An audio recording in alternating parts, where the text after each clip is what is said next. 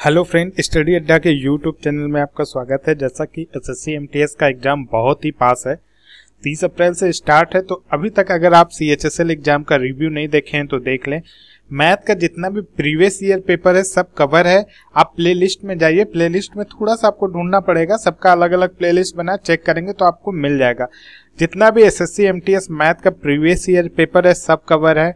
SSC MTS English का previous year paper में जो भी आइडम्स फ्रेज हैं, वन वर्ड सब्स्टिट्यूशन है, एंटोनिम सिनोनिम है, ये सब कवर है।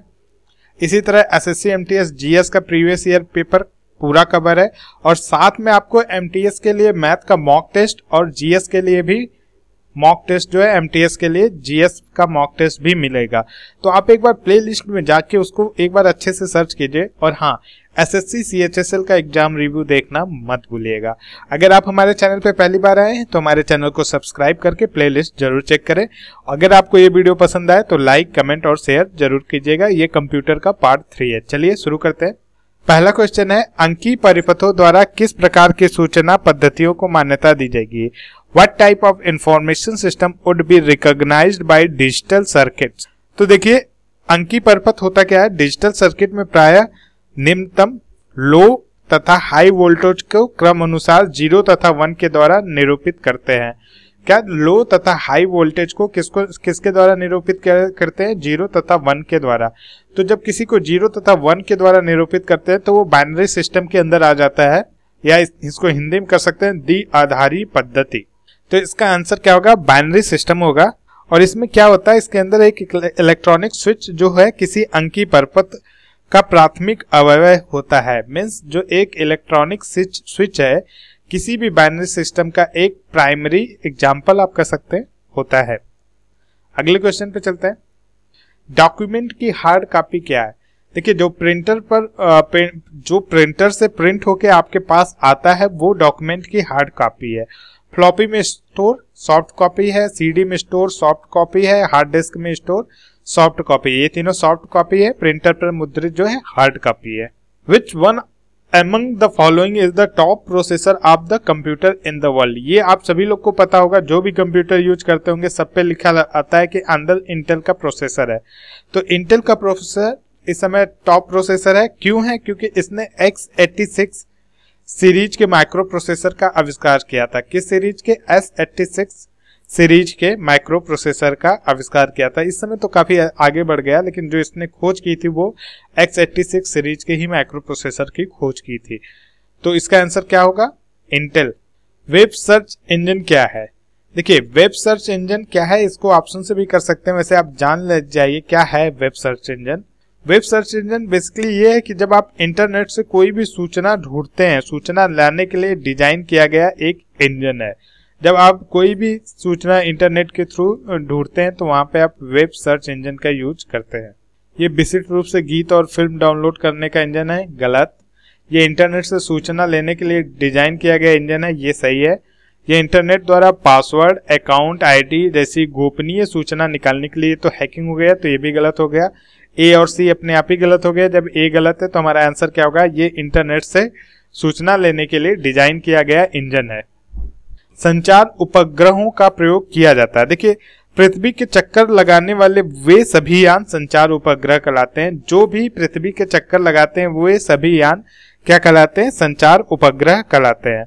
और ये क्या करते हैं? ये संचार संकेत प्राप्त करने और पुनः प्रेषित करने के लिए यूज में लिए जाते हैं। देखिए, जो रेडियो आकृति होती है, रेडियो आकृति संकेत के जो भी प्रसारण द्वारा लंबी दूरी तक संचार की व्यवस्था करते हैं, उसके वजह से क्या होता है? ये उपग्रह पृथ्वी पर किसी स्टेशन से, जो उपग्रह जो पृथ्वी का चक्कर लगाते हैं वो पृथ्वी के किसी स्टेशन से सिग्नल प्राप्त करते हैं जिसे अपलिंक कहते हैं, और उसे ये प्रवर्धित में घुमा देते हैं। हिंदी में क्या कहेंगे? प्रवर्धित। और इसे वापस ये जब पृथ्वी पर भेजते हैं तो उसे क्या कहते हैं? डाउनलिंक। तो इसमें दो चीज यूज होती है, एक अपलिंक, जब ये उपग्रह पृथ्वी से कोई सिग्नल प्राप्त करते हैं तो ये अपलिंक, और जब ये कोई भी चीज जो पृथ्वी पर भेजते हैं तो इसे क्या कहते हैं? डाउनलिंक। और एक और खासियत है उपग्रह का, ये उसी गति से पृथ्वी की कक्षा में घूमता है जिस गति से पृथ्वी परिग्रहण करती है या पृथ्वी घूमती है। मेमोरी को प्रति सेकंड कई मंदों की नवीनीकृत करना चाहिए। देखिए, ये क्वेश्चन का आंसर मैंने इसके पिछले वाले पार्ट में ही दिया था, जब मैंने उसमें आपको क्लियर किया था कि डायनेमिक रैम और स्टैटिक रैम क्या होते हैं, थोड़ा सा डिटेल में जान लीजिए। डायनेमिक रैम, डी रैम को क्या बोलते हैं? Dynamic random access memory. Full form सबको पता होगा। ये एक्चुअली पर्सनल कंप्यूटर और वर्क स्टेशन के लिए प्रयोग की जाने वाली रैम है, रैंडम एक्सेस मेमोरी है। और ये जो कई प्रति सेकेंड कई बार जो अपने आप को रिफ्रेश करती है, वो किस लिए करती है? जिससे डेटा को सुरक्षित रखा जा सके। डेटा को सुरक्षित रखने के लिए प्रति सेकेंड कई बार रिफ्रेश करती है। ये तो आप लोग को पता है कि दोनों में डिफरेंस क्या है, कि स्टैटिक रैम जो है रिफ्रेश अपने आप को नहीं करती है और डायनेमिक रैम करती है। और डायनेमिक रैम का एक काम और होता है, ये प्रत्येक बिट को स्टोरेज सेल में स्टोर करता है और जो कैपेसिटर या ट्रांजिस्टर का बना होता है। कैपेसिटर चूंकि शीघ्र ही डिस्चार्ज हो जाते हैं, जिन्हें रिचार्ज करने की आवश्यकता होती है। तो ये कुछ डायनेमिक रैम के बारे में था। तो इसका आंसर क्या होगा? Dynamic RAM, D RAM. Which is the global top employees by top employers in. देखिए, शीर्ष नियोक्ता संस्थान को शॉर्ट फॉर्म में क्या कहते हैं? TTI। फरवरी 2016 में इसने TCS, Tata consultancy service, TCS को जो है शीर्ष नियोक्ता कंपनी ग्लोबल टॉप एम्प्लॉय के दर्जे से के रूप में मान्यता प्रदान की गई। किसको प्रदान की गई? TCS को। तो हमारा आंसर क्या होगा? TCS। ये क्वेश्चन पूछ सकता है क्योंकि फरवरी 2016 की ही घटना है। MS-DOS क्या है? MS-DOS का मतलब है माइक्रोसॉफ्ट डिस्क ऑपरेटिंग सिस्टम। और ये जो है माइक्रोसॉफ्ट द्वारा विकसित है, जो अधिकांशतः जो है x86 पर आधारित पर्सनल कंप्यूटर के लिए एक डिसकंटिन्यूड ऑपरेटिंग सिस्टम है। और ये जो 1980 से 90 के दशक में जो है, ये जो है 1980 से 90 के दशक में जो IBM का PC था, PC कंपैटिबल पर्सनल कंप्यूटर था, उसके लिए ये जो है मुख्य ऑपरेटिंग सिस्टम था। तो हमारा आंसर क्या होगा? MS-DOS क्या है?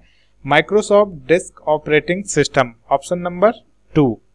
तो ये कुछ 10-12 क्वेश्चन थे कंप्यूटर के जो मैंने आपके साथ शेयर किया है। बाइलिंगुअल में तो अभी इतने ही क्वेश्चन थे जो SSC MTS के किसी न किसी पेपर में पूछे गए हैं। पार्ट 1, पार्ट 2 और पार्ट 3 तीनों मिला के अभी तक SSC MTS के एग्जाम में जितने भी क्वेश्चन पूछे गए हैं वो कवर हो गया है।